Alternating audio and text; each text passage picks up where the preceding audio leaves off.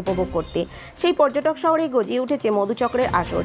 সেই অপরাধ কঠোরভাবে নিয়ন্ত্রণ করার চেষ্টা চালিয়ে যাচ্ছে দীঘা থানার পুলিশ প্রশাসন। সৈকত শহরে যাতে কোনোভাবে কোনো রকম অন্যায় অবিচার না হয় তার দিকে বারে বারে সতর্ক দৃষ্টি দিয়ে রেখেছে দীঘা পুলিশ প্রশাসন। দীঘা আন্তর্জাতিক পর্যটন কেন্দ্র হয়ে উঠেছে, তার জন্য দীঘা শহরে বাড়তি নজরদারি যেমন চালানো হয়, ঠিক তেমনিভাবে বিভিন্ন অপরাধ কঠোরভাবে নিয়ন্ত্রণ করে দীঘা থানার পুলিশ। ধৃতদের আজ কাঁথি মহকুমা আদালতে পেশ করা হয়। দিন কয়েক আগে মন্দারমণি ও দীঘা মোহনা এলাকায় মধুচক্রের আসরে হানা দিয়ে পুলিশ বেশ কয়েকজনকে গ্রেপ্তার করেন। সৈকত শহরের দীঘা বর্ডার এলাকায় এই ঘটনা জানতে পেরেই অভিযান চালায় দীঘা থানার পুলিশ। মধুচক্রের আসরে হানা দিয়ে 3 মহিলা সহ মধুচক্র চালানোর মূল পাণ্ডা ও তার সহযোগীকে গ্রেপ্তার করল দীঘা থানার পুলিশ। ধৃতদের আজ কাঁথি মহকুমা আদালতে পেশ করা হয়। দীঘা সমুদ্র উপকূলবর্তী এলাকায় কোনোভাবেই যাতে এই রকম অবৈধ কাজ না হয় তার দিকে বাড়তি নজরদারি দিচ্ছে দীঘা পুলিশ প্রশাসন।